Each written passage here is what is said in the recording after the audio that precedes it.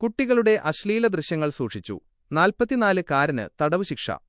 NT കുട്ടികളുടെ അശ്ലീല ദൃശ്യങ്ങൾ ഓൺലൈനിൽ സൂക്ഷിച്ചതിനും മയക്കുമരുന്ന് കൈവശം വച്ചതിനും നോർത്തേൺ ടെറിട്ടറിയിലെ സ്വദേശിയായ 44-കാരനെ കോടതി ശിക്ഷിച്ചു.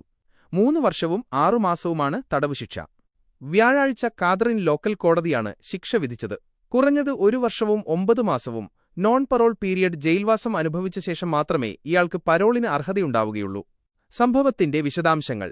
അറസ്റ്റ്.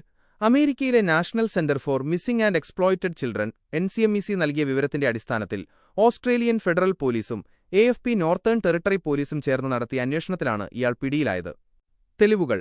2024 ജൂണിൽ ഇയാളുടെ വീട്ടിൽ നടത്തിയ റെയ്ഡിൽ കുട്ടികളുടെ അശ്ലീല ദൃശ്യങ്ങളടങ്ങിയ 100 കണക്കിന് ഫയലുകൾ ഇലക്ട്രോണിക് ഉപകരണങ്ങളിൽ നിന്ന് കണ്ടെടുത്തു. കൂടാതെ കഞ്ചാവും മയക്കുമരുന്ന് ഉപയോഗത്തിനുള്ള സാമഗ്രികളും പോലീസ് പിടിച്ചെടുത്തു. കുറ്റസമ്മതം. കുട്ടികളുടെ അശ്ലീല ദൃശ്യങ്ങൾ കൈവശം വച്ചതിനും മയക്കുമരുന്ന് കുറ്റകൃത്യങ്ങൾക്കും ഇയാൾ കോടതിയിൽ കുറ്റസമ്മതം നടത്തിയിരുന്നു.